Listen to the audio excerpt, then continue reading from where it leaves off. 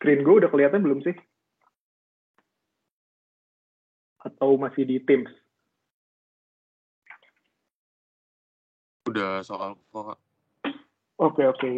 Kalau gitu. Nah, kalau di sini tuh gue ada sekitar 8 soal. Kalian bisa udah download juga mungkin. Nah, buat mau mulai dari mana dulu? Kalian ada preferensi gak pengen materi apa dulu gitu yang dijelasin? So gue bebas sih. Kalian mau dari mana dulu? Mau yang dari yang paling gampang, atau mau yang dari susah, atau mau ngurut aja? Apapun lah boleh ngomong.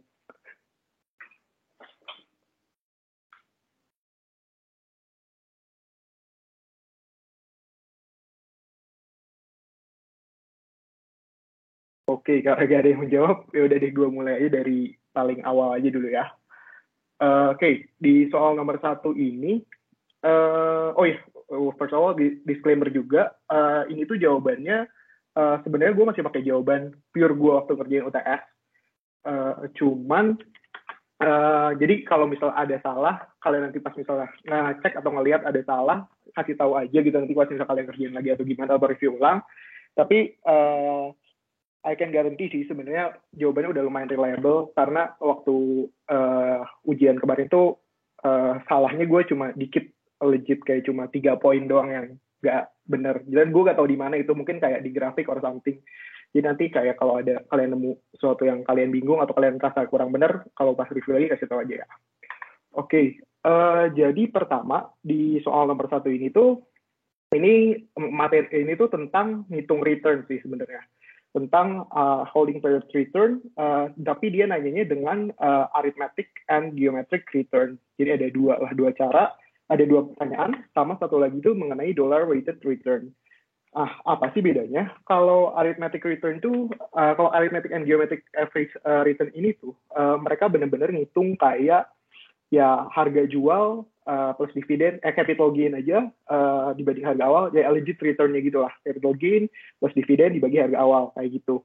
Nah, tapi kalau dollar weighted return, dia tuh benar-benar ngitung dari kepemilikan kita dan secara cash flow-nya.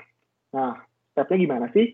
Yang pertama itu, kalau arithmetic and geometric average return itu sama. Step pertama itu kalian harus hitung dulu return per tahun. Kan di sini ada 4 period kan.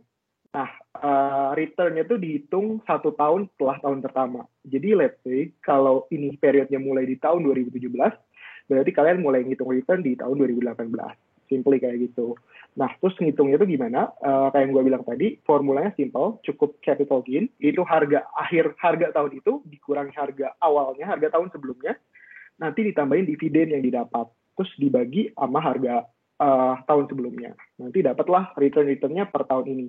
Kayak tahun 2018 dapatnya 9,16, terus yang ini dapatnya minus karena harga tahun 2019 itu lebih turun dibandingkan harga 2018. Dan begitulah. Lalu yang membedakan arithmetic and geometric return di sini itu adalah dari rumus sih. Kalau misalnya arithmetic return, dia tuh bener-bener cuma average biasa banget. Kayak lu tinggal kumpulin semuanya, lu sumin semuanya bagi 3, gitulah. Simply just like that. Nanti dapatlah angkanya arithmetic return sebesar segini.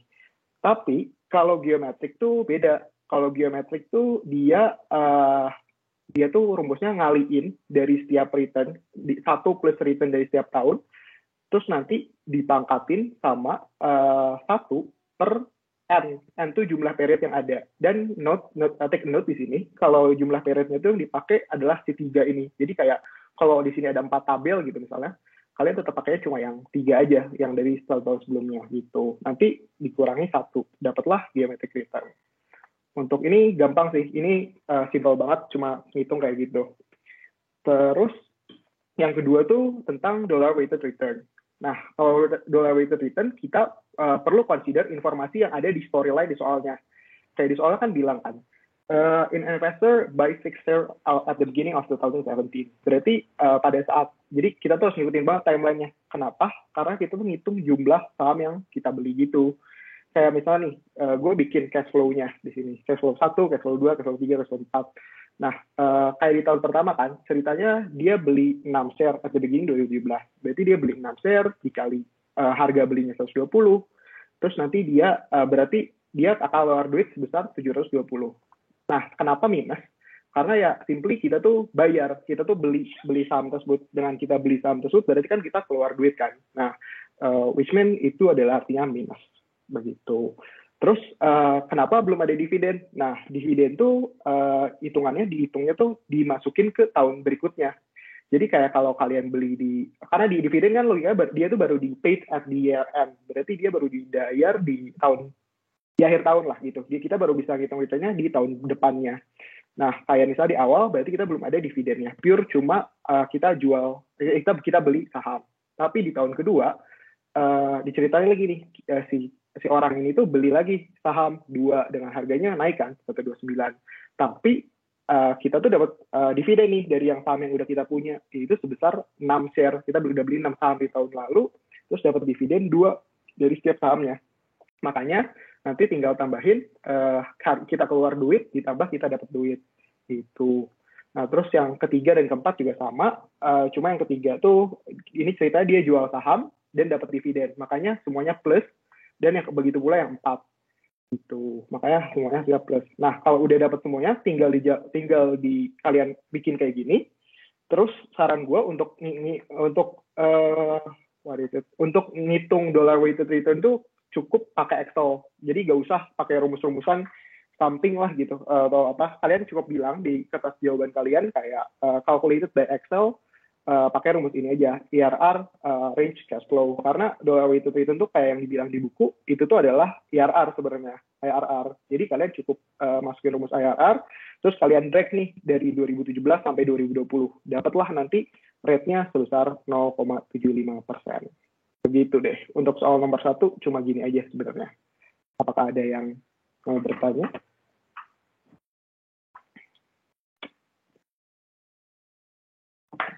Kak, mau nanya Kak. Boleh.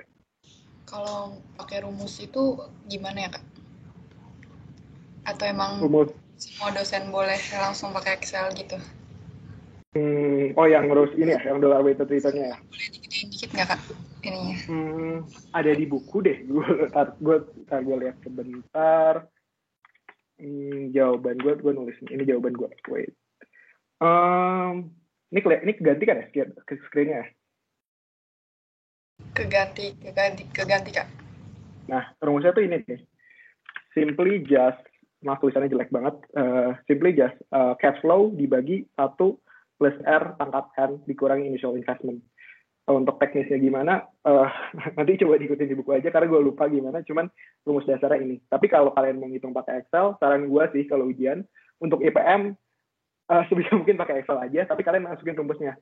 Good question, berarti tadi, kayak masukin aja rumusnya ini, terus kalian bilang, calculate using Excel, menggunakan rumus IRR dengan dapat return sebesar segini. Jadi, kenapa gitu? Karena bakal ngehemat waktu banget sih. Takutnya ada soal yang jadi mikir banget, terus malah kalian habisin waktu untuk ngitung yang pakai rumus. Gitu. Ada lagi yang mau bertanya?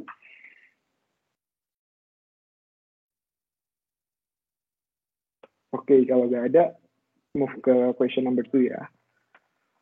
Nah, di question number 2, menurut gue ini materi yang cukup susah sih di IPM, sebelum UTS ya. Menurut gue malah paling ribet sih. Gak susah sih, cuma ribet aja gitu. Karena banyak rumusnya tuh panjang. Dan ya mungkin bisa bikin kalian bingung kalau kalian nggak teliti. Jadi ini tuh tentang portfolio teori dan juga managing portfolio return and risk-nya gitu. Nah, di soal nomor 2 ini dikasih tahu ada sebuah portofolio, berarti which mean portofolio kan adalah gabungan dari beberapa investasi kalian kan. Kalau portofolio itu bisa aja consist of saham dan bond gitu, atau saham dan risk free investment gitu, misalnya kayak utang pemerintah gitu biasanya. Nah, portofolio itu bisa isinya banyak lah gitu. Tapi di IPM UTS tuh cuma 2 biasanya, cuma 2.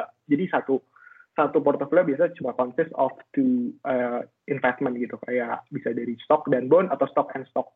Nah, di soal ini dikasih tahu ada 2 investment, ada stock 1 sama stock 2. Saham yang pertama ini ada proporsinya 75%, dan saham yang kedua ada proporsinya cuma 25%. Dan saham yang pertama tuh punya variance-nya sebesar 0,08. Sedangkan saham yang kedua punya variance 0,035. Nah, terus ada correlation juga. Correlation between two stock is 0.6. Nah, pertanyaannya simple, cuma calculate the standard deviation of the portfolio. Nah, untuk bab ini sebenarnya yang harus kalian kuasain itu ada cuma tiga rumus utama yang perlu kalian kuasain, ada di buku di chapter 6 kalau kalian mau coba lihat. Di situ tuh ada tiga rumus untuk ngitung kayak standar deviasi, expected return, dan ngitung return. Tapi yang paling sering dipakai ya ini, yang ngitung dari si standar deviasinya. Nah, yang perlu kalian hati-hati di sini tuh adalah informasi yang diberikan tuh biasanya dikasih dalam bentuk variance, not standar deviasi. Jadi kalau variance tuh berarti kalian harus standar, bener deh, variance itu adalah, ntar gue lupa, variance itu adalah kuadratnya dari standar deviasi, bener kan? Gue takut salah. Nah, kayak gitu, itu yang perlu kalian harus hati-hati. Nah, kalau udah nemu, kalian tinggal sebenarnya tinggal masukin rumus aja ke sini. Kayak misalnya rumus dasar ada ini kan, untuk dapat variance dari, nah rumusnya tuh nunjukin variance bukan standar deviasi. Nanti pada akhirnya kalian harus diakarin lagi. Kalian tinggal masukin weight dari si investment 1 dikali standar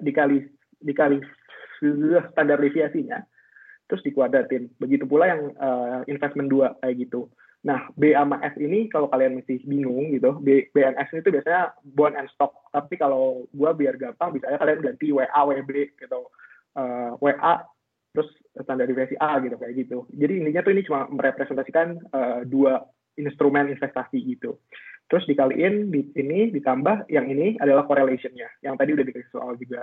Nanti kalian tinggal masukin semuanya ke dalam rumus ini, dapatlah nanti si variance-nya. Ketika udah dapat variance, ingat jangan lupa diakarin. Ketika udah diakarin, dapatlah si standar deviasinya. Gitu. Ini konsep paling dasarnya. Karena ini gampang banget, tinggal masukin ke rumus. Cuma hati-hati aja, karena takutnya kalian salah yang tadi kuadrat dan akarnya. Nah, yang kedua, ini agak tricky. Ditanya ini, calculate the standard deviation of a portfolio that consists of 60% stok 1 dan 40% risk-free asset. Jadi kayak ibaratnya si portofolio itu diubah lagi. Kalau tadi kan konsistnya oleh ada 2 saham kan, stok 1 sama stok 2. Tapi kalau ini tuh konsistnya satu lagi adalah risk-free asset. Yang perlu kalian highlight adalah kalau ada risk-free asset, dia tuh punya standar deviasinya 0. Nah, kenapa dia standar deviasinya 0? Karena standar deviasi itu di dalam materi ini, atau ya secara keseluruhan dia tuh melambangkan resiko.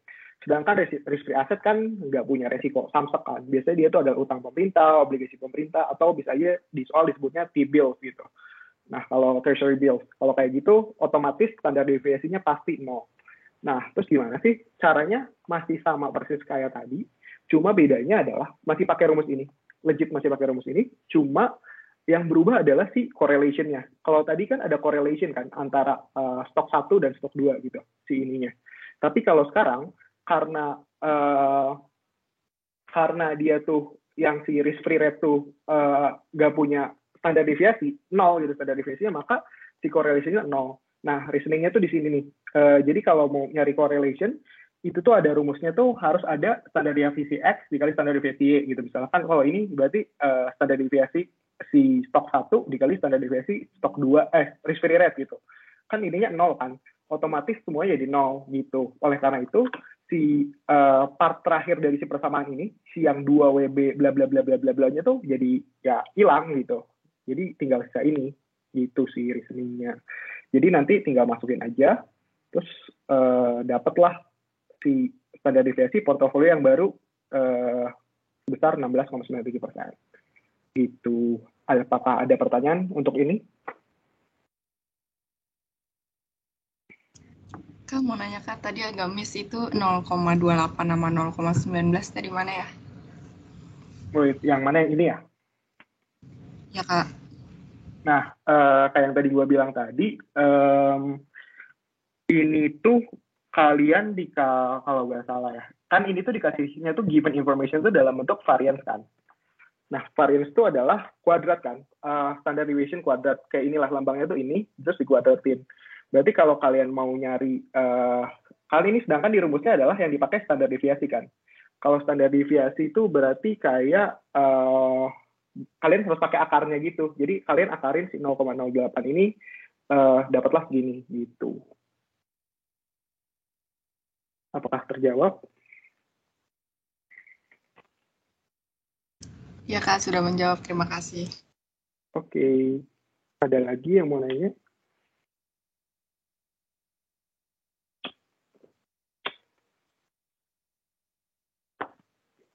Oke, kalau gitu kita lanjut aja. Terus kita lanjut ke problem 3. Di problem 3 tuh sebenarnya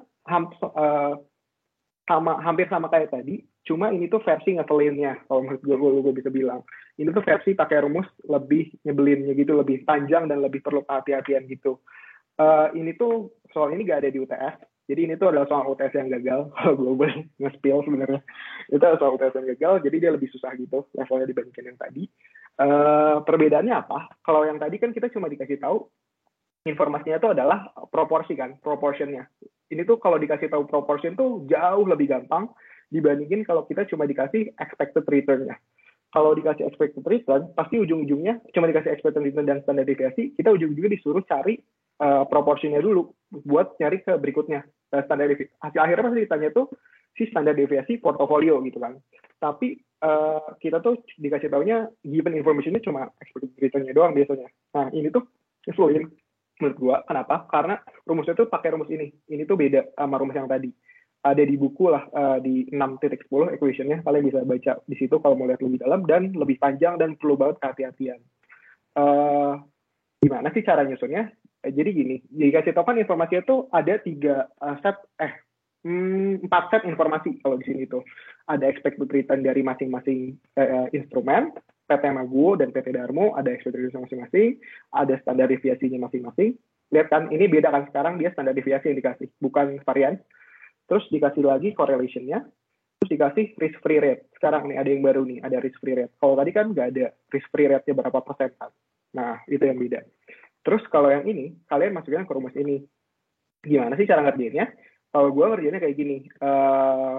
Pertama, biar gampang kayak tadi, gue asumsiin si Maguwo itu misalnya adalah investment A, si PTD itu adalah Darmo itu investment B, gitulah. Terus masukin ke rumus ini. Ya benar, ini simpel aja sebenarnya. Cuma perlu hati-hati banget. Kalian masukin expected return A ke sini, misalnya kayak A, terus dikurangi risk free. Risk free itu yang ini, yang 5% dikurangi. Terus kalian kaliin lagi si dikalinya tuh silang biasanya rumusnya nih. Harus hati-hati jadinya. Kayak misalnya A dikaliin B. Terus yang B dikaliin A gitu, yang bawahnya kayak gitu. Nah, terus kalian harus hati-hati di sini. Kalau ini kan udah dalam bentuknya di persamaan dalam bentuk varian. Sedangkan kalian dikasih informasinya adalah tadi dalam bentuk standar deviasi. Nah, kalian terus kaliin kan ini 0,02 kan, berarti standar deviasi dari PTB. Kan dimasukin ke sini. Nah, kalian terus kuadratin gitu. Dapatlah jadi variansnya. Nanti tinggal hitung, masukin lagi ke sini, dapatlah nanti proporsinya. Proporsinya ternyata normal. Ini indikator kalau kalian ngerjainnya dengan benar gitu.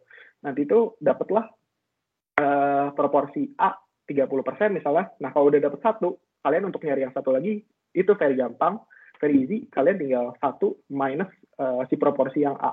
Dapatlah proporsi yang B-nya segini. Begitu. Ada yang mau nanya dulu sampai sini sebelum lanjut?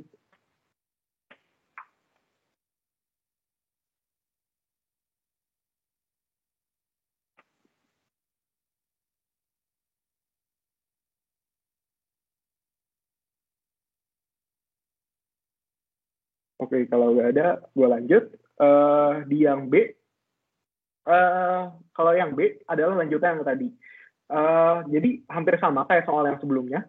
Jadi kalau udah dapat proporsi ya tinggal masuk ke standar deviasi. Tapi bentuk soalnya tuh kayak gitu. Jadi kalau misalnya ya kalian harus ini kayak cara ngebaca soal biar cepet aja lah.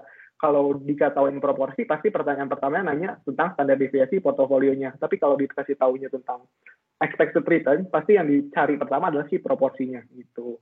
Nah, kalau ini sama persis kayak yang nomor tadi, tinggal masukin, dapatlah proporsinya sekitar 19,86. Nah, terus nanti pas udah kalian masukin, kalian nanti di C ditanya lagi nih expected return dari portofolio. Nah mungkin kalian bingung kan, kayak tadi udah dikasih tahu expected return, kenapa sekarang ditanya lagi expected return gitu? Kalau yang tadi dikasih tahu di soal itu adalah expected return dari masing-masing investment gitu, dari instrumen yang nyusun kayak yang tadi gue bilang. Sedangkan kalau yang ditanya di soal adalah expected return dari si portofolionya, jadi gabungan dari keduanya gitu. Caranya gampang banget, ini nggak pusing, tinggal kalian, makanya poinnya cuma 3%, kalian tinggal kaliin aja si porsinya. Yang A tadi kan 30%, dikaliin expected return di soal berapa, yang B gimana expected returnnya berapa, udah dia dapet gitu. Adakah yang mau bertanya?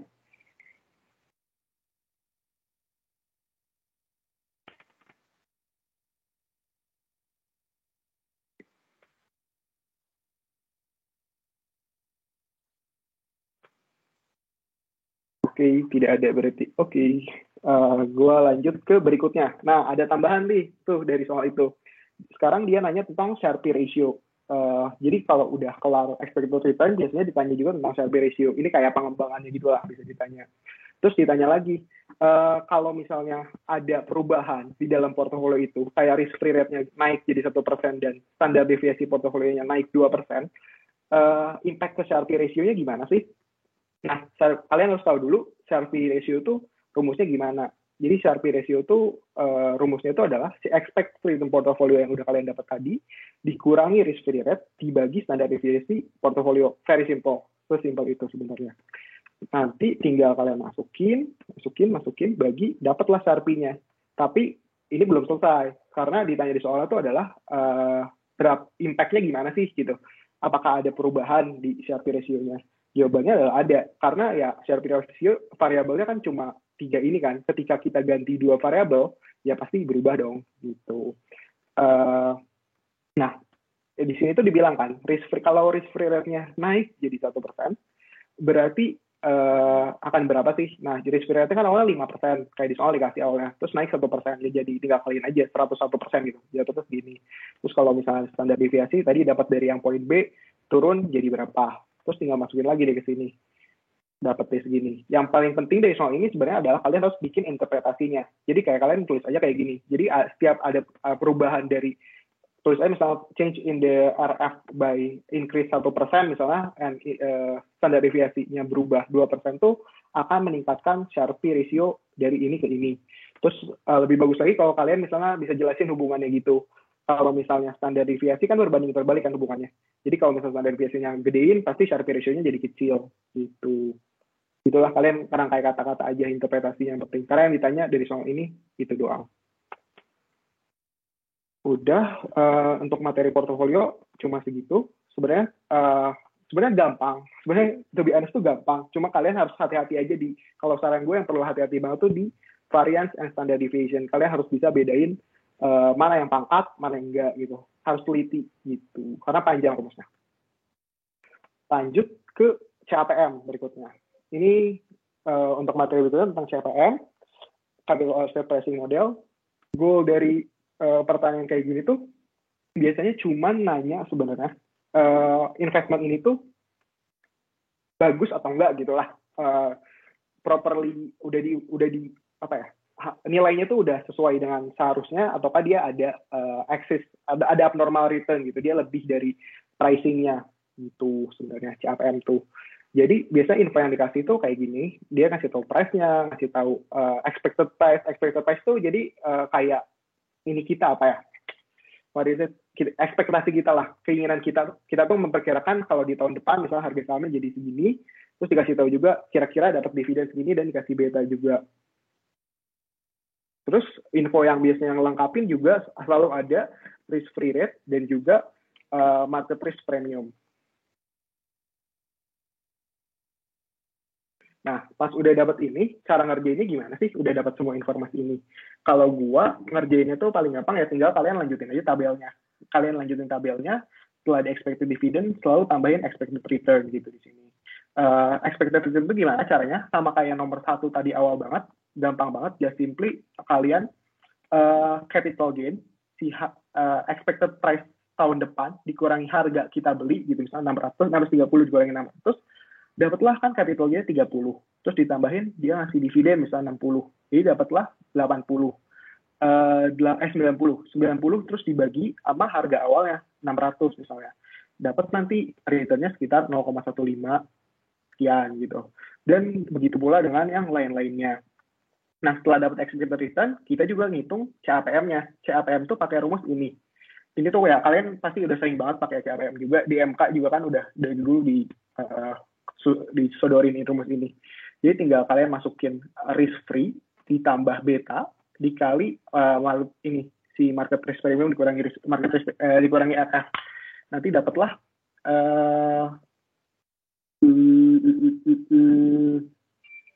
gue baru sadar. Ini tuh tricky ternyata. Gue baru sadar. Ternyata market udah dikasih tahu dalam market risk premium kan. Market risk premium tuh udah ERM dikurangi RF. Berarti itu tuh langsung udah 10%. Jadi kalian jangan dikurangi 10 kurang 7 gitu. Jadi bukan 3% tapi udah 1%, udah 10% gitu.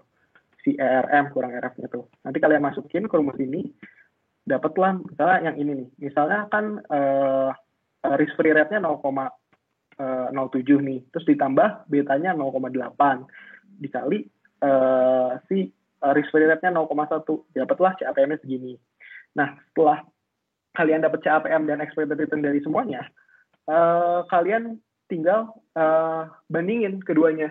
Kalau pakemnya tuh ini, kalau misalnya si expected return-nya itu lebih daripada CAPM, berarti si saham ini tuh sebenarnya masih punya ibaratnya dia masih punya kemungkinan return yang lebih tinggi dibandingkan harga dia saat ini. Jadi ibaratnya dia masih murah lah harganya gitu, masih ada dia tuh ada cuannya gitu, ada normal return-nya di situ.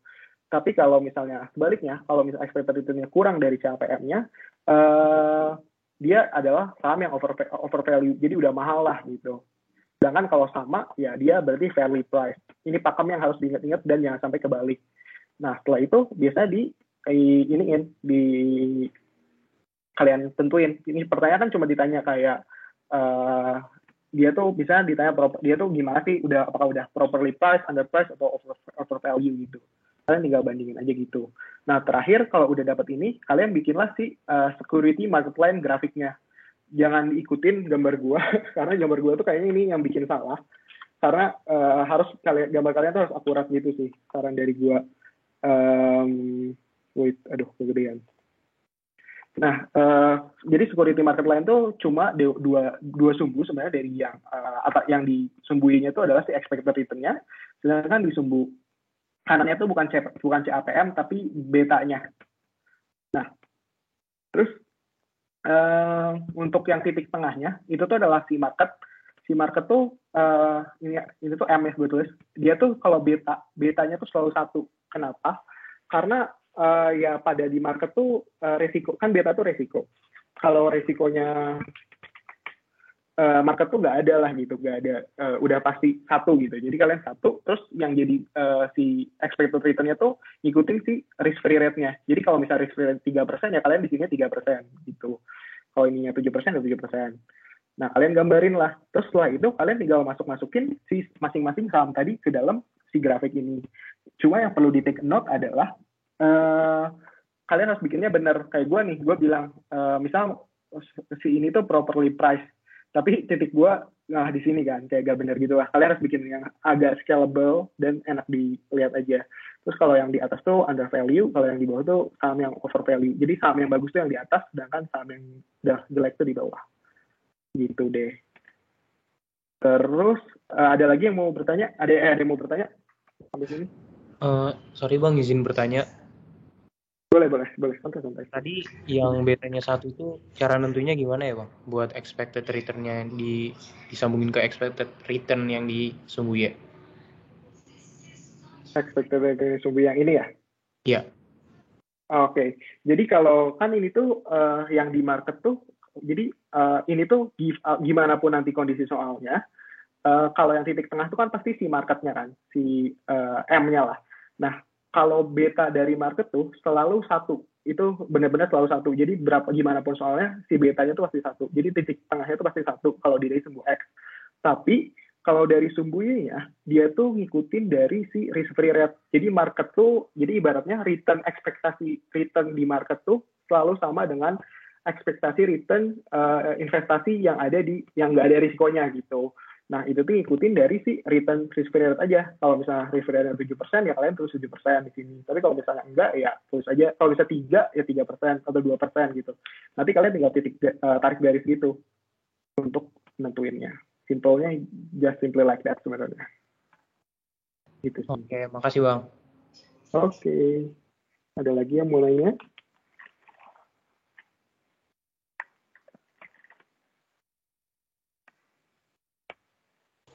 Kak, izin bertanya. Boleh. Silakan. Ini siapa dulu ya? Lanjut. Aku mau nanya yang 7% itu, jadi ditulisnya itu emang 2 kali ya Kak? Yang di perpotongan yang B itu sama yang di bawahnya? Yang bawahnya perpotongan B, yang mana yang ini? Sama ya? Itu yang atas tulisannya 7% bukan ya Kak?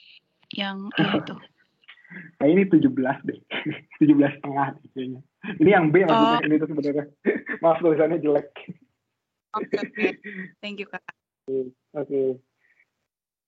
Oh iya Kak, sebenarnya mirip juga sih Kak pertanyaannya. Berarti kan kalau misalkan betanya yang 1, yang market, itu kan tadi kakaknya 7% ya berdasarkan risk free rate-nya. Berarti nantinya titik-titik itu tuh kayak di 7%-nya ya Kak, di garisnya itu tuh kayak titik 1 sama X-nya 1, Y-nya 7% atau gimana Kak? Nah ya, kalau yang si titik ini tuh selalu pakem kan gini, selalu di sini lah gitu. Garisnya emang ngikutin 2 ini. Tapi kalau yang investasi lainnya tuh yang kayak A, B, C, D-nya tuh ini ngikutin gimana beta dan si return-nya masing-masing. Kayak gue kasih contoh, ini tuh gara-gara gambar gue jelek sih, jadi pasti kalian bingung. Jadi kayak contohnya misalnya yang B nih. Yang B kan dia punya expected return around 17.14% kan, 17% lah return-nya. Terus dia punya beta 1 nih. Nah, kebetulan dia tuh betanya perfectly sama kayak market gitu. Makanya dia titiknya pas di sini kan. Nah, tapi kalau tapi dia punya expected return yang let's say lebih tinggi lah dibandingin sama si itu sendiri, sama si risk free rate yang itu. Jadi makanya dia ada titiknya di sini. Jadi ngikutin, makanya gue bikin 17% di sini, ini di sini. Begitu. Jadi benar-benar bikin biasa aja sih. Apakah menjawab atau tidak? Oke Kak, makasih Kak. Oke. Ada lagi yang mau nanya? Kak mau nanya Kak. Boleh. Itu yang apa namanya, yang properly price itu dia nggak harus garis sama yang itu ya Kak? Okay, good question. Sejujurnya harusnya sama di garis. Itu oke, good question banget itu. Gue semua mau ngasih tahu itu, cuma gue lupa tadi. Oke, thank you banget untuk inputnya. Jadi benar, properly price tuh kalau gambar yang sebenarnya kan si properly price tuh dia punya expected itu 15% kan. Jadi harusnya 15% di sini, DBT-nya misalnya 0,8, ini di sini. Jadi dia harus ada di garis. Betul banget. Karena kenapa logikanya kayak gitu? Karena si security market lain itu ngebagi saham yang undervalue dan overvalue gitu. Jadi kalau yang dia properly priced, dia harus ada di garis. Thank you for the info. Oke Kak, makasih. Oke, kalau gitu, gue sekalian nambahin aja buat nomor berikutnya. Karena nomor berikutnya gue bahas, tapi ada tambahannya sedikit. Untuk nomor 5 tuh sama persis kayak tadi caranya. Kalian bisa coba kerjain sendiri aja. Nanti kalau misalnya mau jawabannya, ya nantilah bisa chat gue atau hubungin gue. Tapi caranya gampang banget, tinggal kayak yang tadi, benar-benar ikutin aja. Terus yang ada bedanya tuh ditanya nih, di nomor C-nya ada tambahan. What are the alpha for each stock? Jadi alpha tuh apa sih? Pasti mungkin kan kalau beta udah sering dengar kan di CAPM. Tapi kalau alpha mungkin nggak semua orang dengar atau kalian nggak sadar lah gitu. Kalau alpha tuh adalah selisih dari si expected return dan CAPM. Jawaban paling gampangnya gitulah, definisi paling gampangnya. Jadi alpha tuh bisa bernilai positif ataupun negatif. Tapi kalau alpha yang bernilai positif, dia adalah abnormal return. Gimana tuh Kak, misalnya maksudnya? Jadi si alpha tuh kalau lihat di grafik kayak gini. Jadi kalau misalkan tadi yang gue bilang, kalau di atas security market line kan dia saham yang undervalue kan. Sedangkan yang di bawah tuh dia saham yang overvalue. Jadi ketika dia di atas, berarti dia tuh memberikan return ataupun dia tuh masih ada return yang lebih dibandingkan CAPM-nya. Nah, selisihnya itu adalah alfanya gitu. Jadi tapi yang perlu kalian take note di sini, alpha tuh bisa bernilai negatif juga. Jadi kalau misalnya alpha ada yang saham overvalue di bawah ini, dia tuh punya alpha tetap, tapi alfanya negatif. Jadi kayak di ininya negatif gitu. Biasa terus kalau gimana cara interpretnya, interpret aja bilang kayak kalau nanti tuh kalian bilang aja karena misalnya saham ini undervalue, dia tuh berarti punya alpha yang positif. Alpha yang positif menunjukkan bahwa si saham ini tuh masih punya abnormal return or excess return dibandingin equilibrium model such as CAPM gitu. Just simply like that. Apakah ada yang mau bertanya?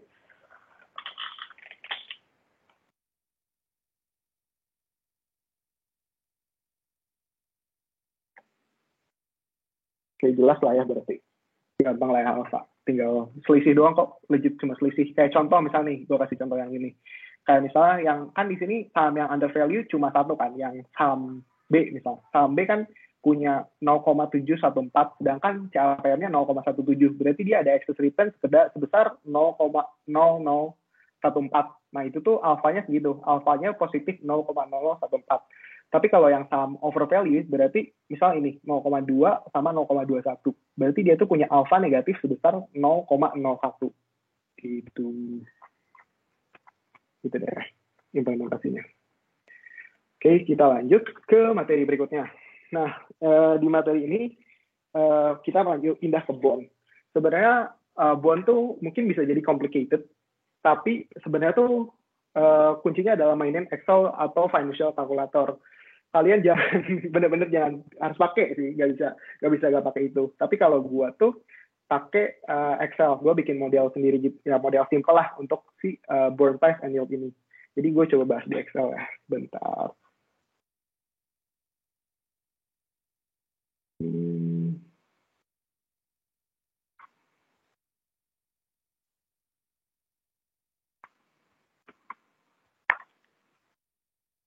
Oke, udah kelihatan belum sekarang si Excel-nya?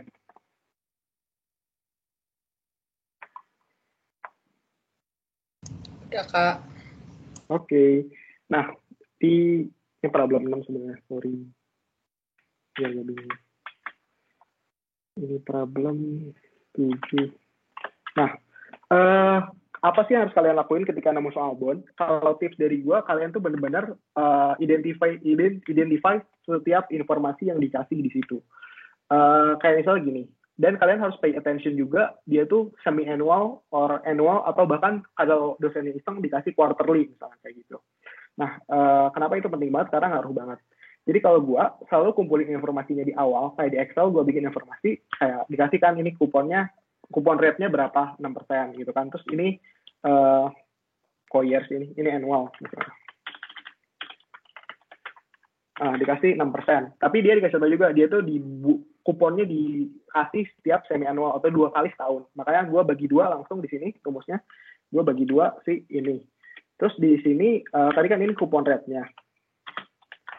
Terus hal yang lain yang perlu kalian ketahui adalah si kupon. Kupon tuh ya imbal hasil yang kalian dapat ketika kalian invest di bond. Kan kalau di bond tuh uniknya dia dapat kupon kan, kita dapat imbal hasil kayak dividen lah, simpelnya kayak gitu, kayak dividen di saham. Nah, kuponnya tuh ngitungnya adalah kalian cuma harus kaliin aja si kupon rate-nya dikali sama face value. Dan face value itu berapa sih? Face value kalau gak dikasih tahu di soal, jarang banget dikasih tahu di soal, selalu asumsiin dia 1.000. Selalu 1.000. Kalian nggak perlu kayak cari-cari lain, dan selalu aja 1.000. Makanya gue kaliin 1.000 nih si kuponnya, dapatlah 30. Jadi 3% 3% dikali 1.000. Kak, kenapa 3%? Padahal kan dibilang di soal 6%. Karena nanti yang tadi gue bilang ini semi annually, berarti kan kupon tuh dihitungnya per dibagiin kan. Karena dia dibagiin 2 kali setahun, jadinya ya rate-nya juga jadi dibagi 2 gitu, bukan rate 6%, karena lu dibagi 2 kali gitu. Jadi 6% itu 2 kali. langsung dapatlah kuponnya 30. Terus begitu pula dengan T-nya. Kan T-nya dikasih tahu 3. Kalau misalnya yang tadi itu dibagi 2, kalau T itu period berarti dia dikali 2. Kenapa?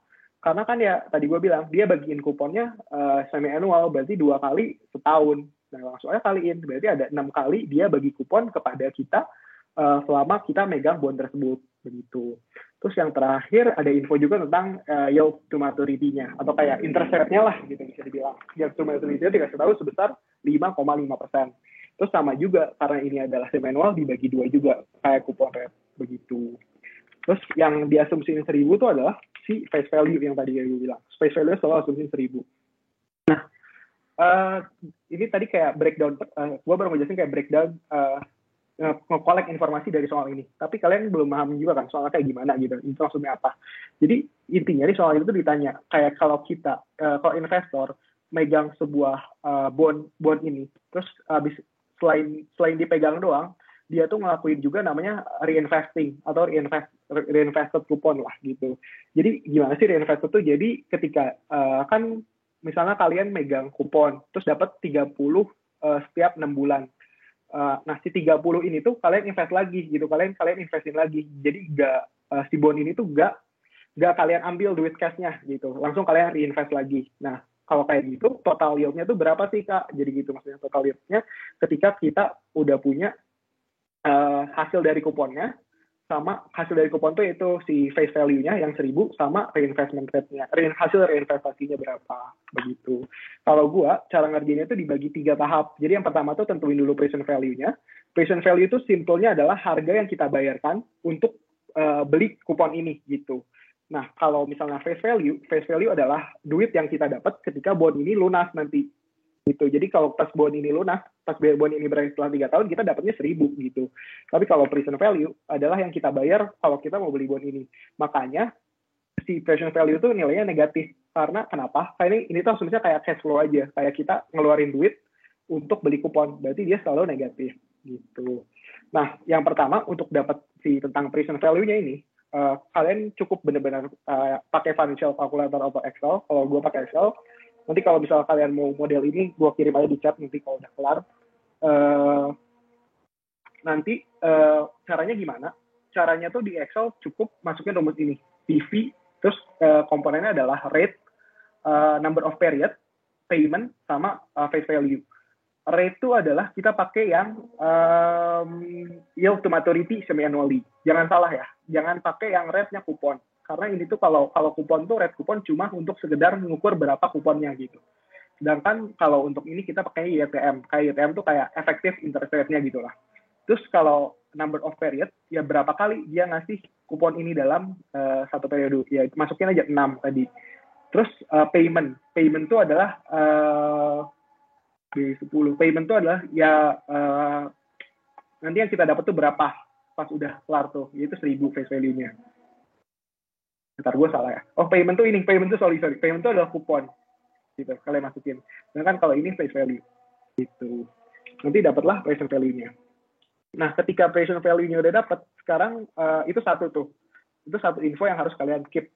Nah, yang kedua, kalian harus ngitung juga si reinvestment-nya. Ini tuh gak ada hubungannya sama yang atas. Kayak maksudnya angka yang di atas tuh gak dipakai untuk di si reinvestment ini.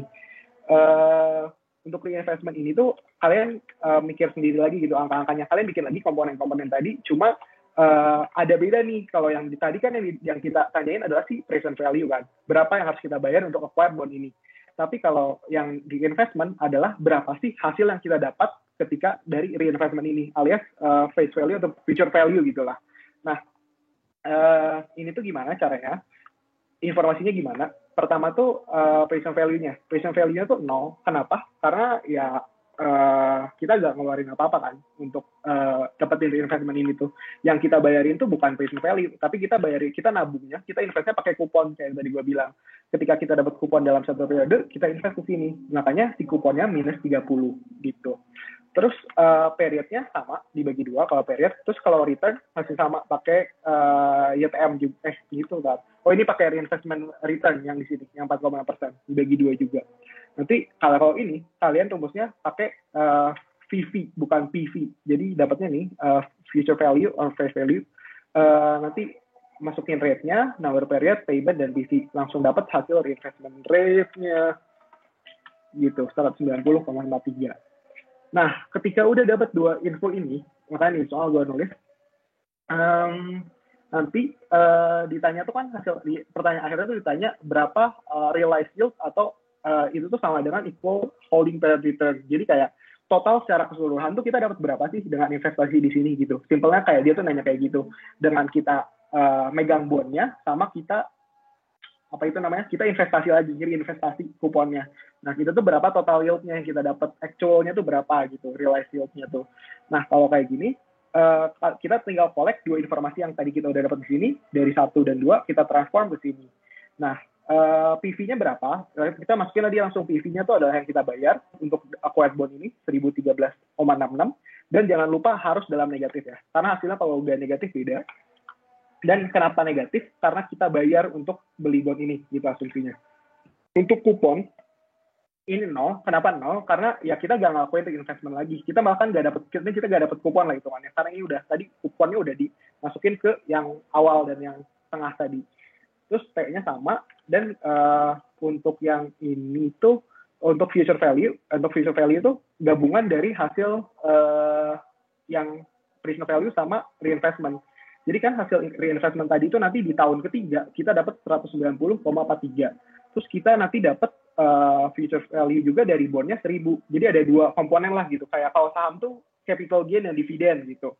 Tapi kalau capital gain-nya misalnya ini kayak kasarnya ya. Ini perumpamaan kasar tapi jangan diikutin. Jadi kayak cuma dia tuh misalnya capital gain-nya 1000 udah pasti, terus dia dapat reinvestment-nya 190,43. Makanya future value-nya segini. Terus nanti tinggal masukin ke rumus rate. Yang tinggal masukin lagi, kalian ikutin lagi. Kalau rate urutannya ditanya number of period dulu, terus payment, terus PV, terus VV gitu deh. Terus nanti dapat lah rate-nya, reinvestment rate-nya tuh dapat berapa. Dapat rate-nya tuh realized yield-nya tuh berapa. Tapi harus diketahui karena kita nyusunnya dari tadi itu benar-benar dibagi dua, periodnya dibagi dua, terus dikali dua, terus yang lainnya dibagi dua, maka ini tuh pasti yield-nya dalam bentuk semi-annually. Makanya kalau mau dijadiin annual, pasti ini ditanya dalam annual, tinggal kalian kaliin 2 gitu. Tapi ada cara lain juga. Kalau misalnya kalian pengen buktiin takutnya Excel ini salah, ada rumus dari buku yaitu VO dikali 1 plus R pangkat N sama dengan VA. VO-nya ini tuh yang PV. VO itu sama dengan PV yang kita bayar untuk acquire bond tersebut. Terus ditambahin 1 plus R, R itu yang ditanya. Terus R-nya 6, N-nya tetap 6 karena 3 year to semi-annually. Terus VA itu future value yang kita dapat. Nanti kalau hasilnya sama dengan Excel, berarti hitungan kalian udah benar. Gitu deh. Apakah ada yang ingin bertanya? Maaf ya kalau berbelit-belit.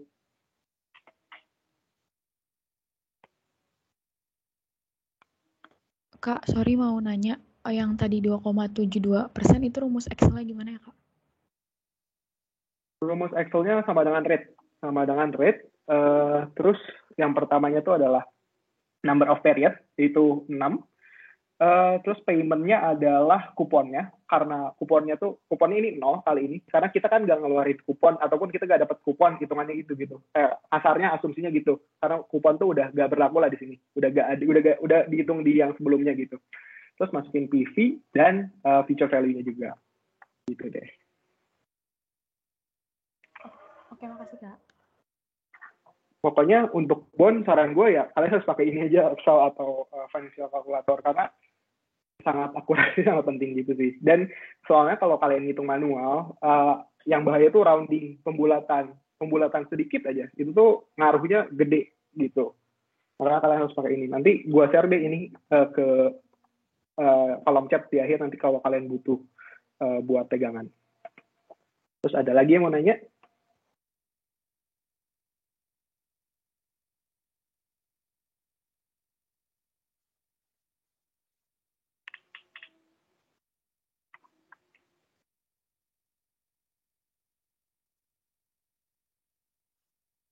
Oke, kalau tidak ada, gue lanjut ya ke yang berikutnya. Yang berikutnya adalah duration. Duration itu sebenarnya bond juga, mengenai bond juga, tapi bedanya adalah duration tuh dia tuh konsepnya ngitung ini. Intinya dia ngitung kayak measure the effective average maturity of portfolio. Jadi gue lupa deh simplifikasi gimana ngitung apa penjelasannya itu, cuma intinya tuh dia ngukur kayak kan misalnya ini kita punya bond nih kayak soalnya 10 tahun, tapi sebenarnya dia tuh efektifnya kita tuh bisa dapat proporsi yield atau kupon yang paling optimal tuh setelah berapa tahun sih gitu. Karena kalau misalnya kita nunggu sampai 10 tahun tuh biasanya kena efek interest rate yang bisa kayak semacam ngedilusi dari si bond ini atau something lah. Gue lupa jujur teorinya gimana, cuman itu bisa kalian baca di buku, or kalau yang kalian ada kelasnya yang Pawasis, minta ke teman kalian yang Pawasis deh, soalnya Pawasis ngejelasin konsep enak banget biasanya, cuman gue lupa. Oke, terus sekarang kita coba tackle soal ini. Soal ini tuh simpel banget, dia cuma ngasih tahu informasi dikit banget, dia ngasih tahu ada 8% semi-annual pay, terus option free bond, that is selling at par, has 10 years to maturity. Terus kita disuruh ditanya modified duration-nya kalau misalnya ada perubahan di si modified duration-nya gitu. Nah, stepnya gimana sih ngerjain ini? Caranya adalah kalian tetap harus menghitung Macaulay duration secara umum biasa. Nah, caranya gimana? Tetap pakai Excel juga. Kalian bikin tabel seperti ini. Tabel yang mandatory itu adalah T, cash flow, PV, dan PV weighted, dan T kali W. Kalau PV factor tuh, ini gue biar gampang aja. Biar kayak nanti tinggal kaliin ini. Gitu. Nah, caranya gimana bikin tabel ini? Step pertama tuh kalian hitung dulu kuponnya. Kuponnya tuh kan dikasih tahu di sini. Kuponnya 8%. Dan dia semi-annual. Berarti dia langsung bagi 2 tuh periodnya. Dapatlah periodnya 4%. Terus periodnya dia 10 tahun. Tinggal kalian kali 2. Berarti dia dalam setahun ngasih 2 kali, dan dalam 10 tahun dia ada 20 periode bagi kupon gitu. Terus face value seperti biasa, kalau gue dikasih tahu 1.000. Dan satu informasi lagi di sini adalah dia tuh at par. Kalau at par tuh kalau nggak salah, YTM-nya tuh, yield to maturity atau interest rate, effective interest rate-nya tuh adalah sama dengan kupon rate, yaitu 8% ini. Makanya kan kalau di soal yang tadi ada 2%-an kan. YTM sama kupon. Tapi kalau yang ini tuh nggak ada, cuma 1. Jadi kalian jangan bingung, tapi maksudnya ini sama, bisa diterapin di dua-duanya. Nah, caranya gimana setelah kalian dapat informasi ini? Berarti kalian pertama dapat kan, kupon yang dibagiin tiap tahun, tiap periode adalah sebesar 40. Gimana caranya?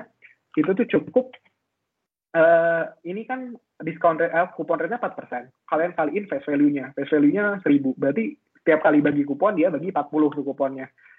Nah, kalian tulis aja semua 40. Kan kalau bond pasti tetap kan baginya. Tulis sampai 40 sampai akhir.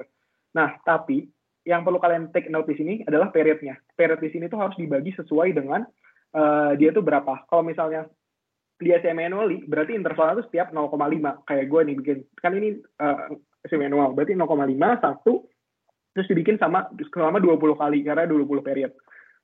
Nah, setelah itu, ini tuh harus benar-benar kayak gini. Kalau kalian bikin Excel ya, harus benar-benar angkanya tuh pas. Kalau misalnya dia quarterly, berarti intervalnya 0,25, 0,25, 0,5, 0,75, 1, kayak gitu. Terus kalau dia annually, 1, 2, 3, 4, 5, 6, 7, 8, 9, 10, kayak gitu. Nah, terus cash flow-nya selalu tetap sesuai dengan kupon yang dibagiin, kecuali tahun terakhir. Kenapa? Tahun terakhir beda. Karena periode terakhir itu adalah dibagiin si face value, si future value-nya itu kan, si face value-nya. Dapatlah 1.000 tuh. Nah, si 1.000 ini tuh ditambahin sama kupon. Makanya di yang tahun terakhir itu pasti selalu beda. Terus pas udah kolom T, kolom A dan B udah dapat, kolom C itu kalian tinggal ini tuh gue biar gampang aja dapat PV factor buat dapat PV-nya, present value dari si cash flow ini. Kan yang goal-nya tuh itu kan, kita tahu harga dari si kupon tuh kalau sekarang berapa sih di sini kan. Nah, tapi biar gampang gue pakai PV factor. PV factor simply just put 1 plus R dipangkatin periodnya. Periodnya tuh yang pasti yang ada di kolom A gini. Terus nanti dapatlah PV factornya berapa. Nanti tinggal kita kalian bagi sama si cash flow-nya gitu. Nah, setelah dapat PV, kalian harus jumlahin semuanya. Kalian harus jumlahin dari periode 0,5, periode 1 sampai periode 20. Kalian harus tambahin, nanti dapatlah sum.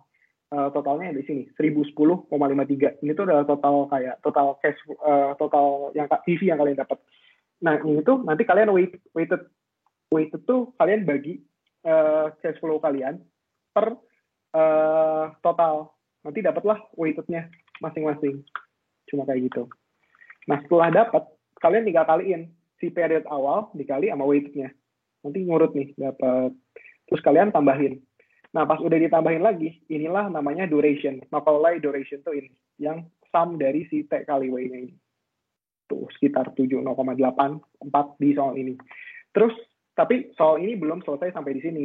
Karena dia nanya, ini tuh baru Macaulay duration. Sedangkan ditanya adalah approximate modified duration kalau ada perubahan of the bond based on 75 bips up or down in rate. Terus ditanya tuh in rate.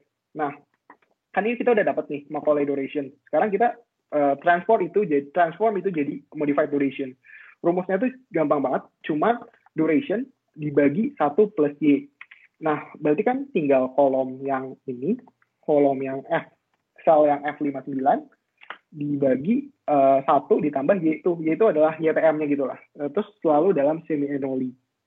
Gitu. Nanti dapatlah duration-nya adalah ini modified duration-nya. 0,812. Jadi ini 6812 yang benar. Jadi gue tuh melakukan kesalahan juga nih waktu ujian. Karena gue terkecoh beginian. Harusnya tuh 6,812, bukan 6,816. Terus, terus sebelum move ke sini, ada yang perlu kalian perhatiin. Di PV factor tadi tuh, gue ngaliinnya 8%, bukan 4%. Jadi pengecualian untuk PV factor, pakainya tuh kayak tetap annual. Jangan kalian pakai dibagi 2. Pokoknya itu, untuk PV factor, jadi tetap ngikutin efektif interest rate-nya. Jangan ngikutin dibagi 2. Kalau yang dibagi 2 cuma kalau per kupon-kuponan gitu. Pakemnya gitu lah. Pakemnya cuma yang pakai gak dibagi 2 yang ini, tapi the rest of them kalian bagi 2. Nah, terus ketika udah dapat modified duration, kan ditanyakan, kalau misalnya ada perubahan, ngaruh ke modified duration itu gimana sih? Misalnya dia down 75 bips. Nah, basis point itu bips. Bips tuh 1 bips tuh, 100 bips itu 1%. Jadi kalau 75 bips itu tuh 0,75%. Jadi kalau ada perubahan 0,75%, nanti itu jadi berapa sih si price-nya gitu lah. Tinggal kalian masukin ke rumus ini. Min D pangkat bintang tuh ini adalah modified duration yang tadi dapat dari sini. Dikaliin, misalnya gue asumsi ini kalau rate-nya turun. Kalau harganya turun. Nah, kalau harganya turun 0,75, berarti ada perubahan sebesar 5,11 gitu. Jadi di sini kan ditanyanya harus teliti juga, dia nanya in rate. Kalau in rate berarti kalau ada perubahan rate-nya sebesar 75 basis point, maka price dari asetnya tuh kalau rate-nya turun malah harganya naik sebesar 5,11%. Tapi kalau misalnya dia naik 75 basis point, harganya turun 5,11 gitu. Mungkin masih membingungkan. Terus kalau biasa kalian baru dapat juga materi ini. I don't know sih hari ini. Ada yang ingin bertanya?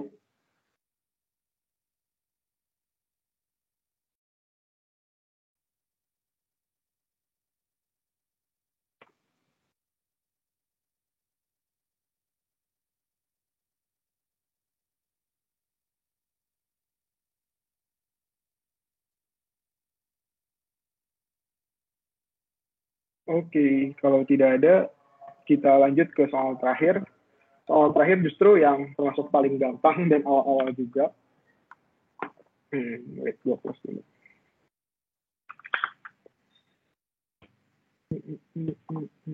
Oke. Yang terakhir itu tentang margin trading. Ini tuh materi awal banget, materi pertemuan 1 atau 2. Mungkin kalian juga udah bisa biasanya ini gini.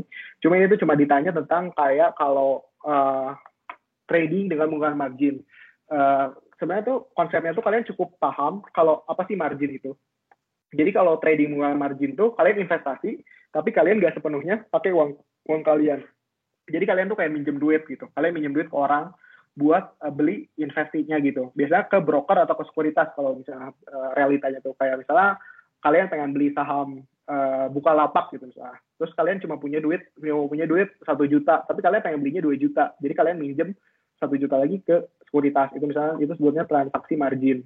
Nah, terus kalau margin rate tuh, margin requirement tuh misal initial margin tuh misalnya proporsi yang kalian ngutang sama proporsi equity kalian. Jadi kalau misalnya 50%-nya itu adalah margin, berarti kalian cukup bayar 50% dan 50% lagi ditalangin sama si sekuritasnya gitu. Kalian ngutang, jadi borrow bahasanya. Nah, di soal ini, kalian tuh investor tuh pengen beli saham, 100 saham dengan harga 60 per lembarnya. Jadi dapatlah, berarti totalnya harus punya duit 6.000 kan. But karena dia punya initial margin 50%, jadi setengah-setengah, PT 50-50. Terus ditanya, how much the investor put up initial to purchase di stock. Karena marginal 50%, maka 50% kita bayar sendiri dan akan jadi equity, tapi 50% lagi kita ngutang ke sekuritasnya. Nah, oleh karena itu, berarti investor harus punya persiap duit berapa sih kalau kayak gitu? Kalau margin 50, berarti kita harus punya duit gitu, at least 3.000 gitu, $3.000. Dan ini akan diput di equity. Terus pertanyaan berikutnya nih, kalau misalnya harga sahamnya tuh turun ke 55, margin kita jadi berapa sih gitu? Nah, margin tuh bakal berubah ngikutin harga saham. Jadi kayak misalnya harga sahamnya nih turun dari 60 ke 55, berarti kan 55 kali 100, jadi total dana kita cuma sisa 5.500. Tapi walaupun total dananya itu turun, total value of stock kita tuh turun, equity kita tuh yang turun tuh cuma equity kita, tapi jumlah utang kita tuh enggak. Jadi misalnya awalnya kan kita 6.000, 3.000, tapi pas sudah jadi 5.500 tuh proporsinya yang minjemnya tuh tetap 3.000, tapi utang kita tuh jadi gede lah, lebih gede dibandingin equity kita. Yang berkurang tuh equity gitu. Nah, jadi ketika kalau kayak gitu terjadi, marginnya jadi berapa? Itu simply just kayak kalian hitung equity kita tuh jadi berapa sekarang. Jadi kan misalnya harganya 5.500 nih, terus kita minjemnya tetap 3.000, dibagi harga value stock kita tuh sekarang berapa. Jadi 5.500 dikurangi 3.000 dibagi sama 5.500, berarti marginnya jadi 45,5 gitu. Terus yang C ditanya nih, ada margin call. Margin call tuh ditentuin dari maintenance margin 30%. Jadi kita tuh bisa nentuin biasanya, kita tuh maksimal proporsi kita ngutang tuh berapa sih gitu, proporsi kita bayar tuh berapa sih kayak gitu. Nah, di soal itu 30. Nah, terus ditanya, harga berapa sih yang bikin kita tuh turun jadi marginnya masih 30. Kalian tinggal masukin rumus aja, gini, nanti dapatlah harganya sekitar 42,85. Pas udah dapat harga 42,85 itu, interpretasinya adalah ketika harga sahamnya sebesar 42,85, margin kita tuh adalah 30% gitu. Jadi udah batas paling maksimalnya banget. Gitu. Jadi kayak equity kita tuh tinggal sisa 30% doang gitu dari total saham yang kita punya di 4.285. Interpretasinya gitu. Terus yang D, kalau harganya bahkan turun jadi $40, $40, harus nambah uang berapa sih biar marginnya 50 lagi? Ini cukup pakai logika sebenarnya. Kalau kalian nggak pakai cara juga, kayak misal stoknya turun jadi 40, berarti kan total value of stock kita 4.000, sedangkan utang kita 3.000 kan, tetap utangnya itu selalu tetap 3.000, berarti kita cuma punya uang equity 1.000. Nah, biar jadi 50% lagi dari 4.000 ya kita harus punya at least 2.000 kan. Nah, sedangkan kita baru punya 1.000, oleh karena itu kita harus nambah 1.000 gitu deh. Simply logic sebenarnya, soal ini tuh logic banget dan nggak susah. Tinggal sekalinya kalian paham margin, rumusnya kayak kalian ngarang-ngarang sendiri juga benar kok pasti. Gitu deh. Udah deh sebenarnya dari gue itu aja. Ada yang mau nanya?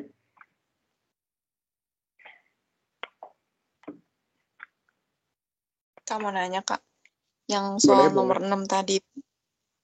Yang itu kan ya. Yang ini? Ya. Yang 7 Kak maksudnya. Oke, yang ini. Iya.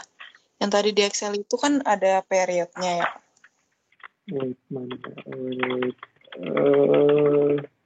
Bentar.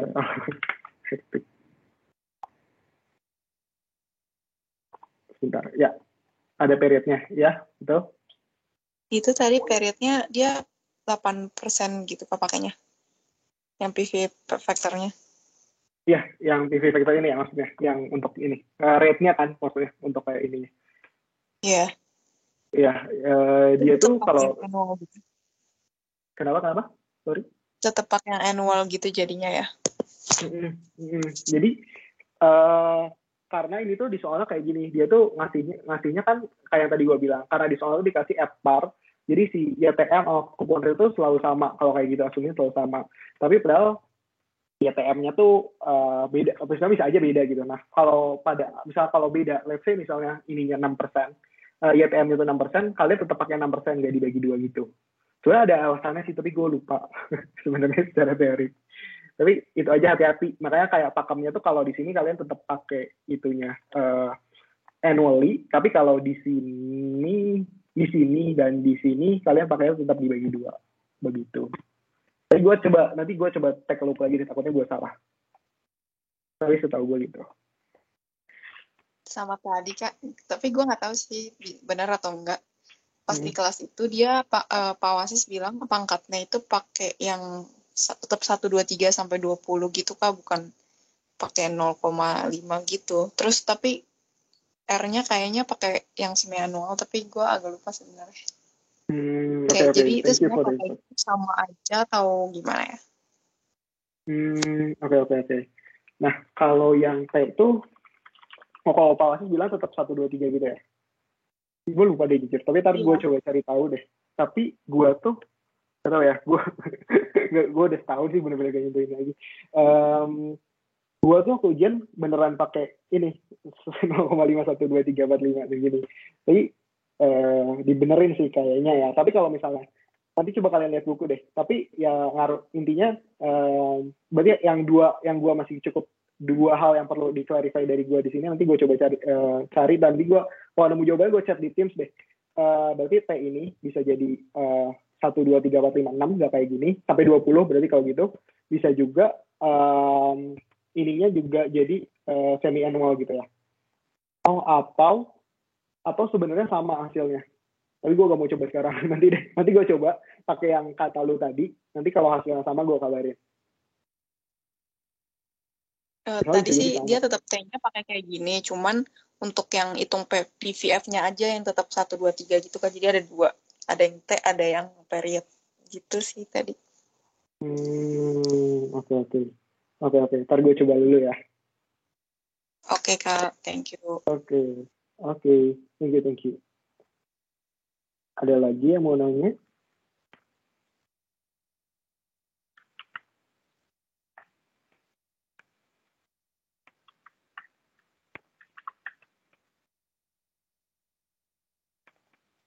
Dari gue stop share dulu.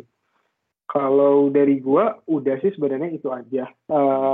Sebenarnya kayak gue gak maaf kalau gue gak ngebahas soal-soalnya yang terlalu gak expert atau banyak variasinya, karena sebenarnya kalau ujian IPM tuh tips dari gue, IPM tuh pasti nanyanya kalau UTS tuh gak terlalu susah, cuma kayak gitu-gitu aja sebenarnya. Yang perlu diperhatiin ya penelitian yang tadi sih, yang portofolio. Terus kalian harus siapin Excel dan juga financial calculator biar akurat juga, karena setiap rounding atau pembulatan tuh bakal ngaruh banget ke hasilnya. Dan kalau bisa, ini tips terakhir aja, kalian manfaatin segede-gedenya nilai di UTS ini. So UAS IPM tuh ngablu banget, ngablu itu. gue gak berani ngajar kalau UAS IPM. So bener-bener susah banget sih, kalau menurut gue. So bakal susah banget beneran. Siapa tahu ada lagi lah yang mau bertanya atau mau ada masukan atau apa gitu. Terus kalau kalian misalnya ada soal terus pengen nanya, boleh deh kirim aja soalnya ke gua di line gua, Bagas sama Aulia, chat aja. Tapi line gua benar butuh waktu untuk mengerjakannya. Kalau gua bisa bantu, gua bisa jawab, nanti gua coba jawabin. Gitu deh. Terakhir nih, ada lagi yang mau nanya nggak? Kalau nggak kita close.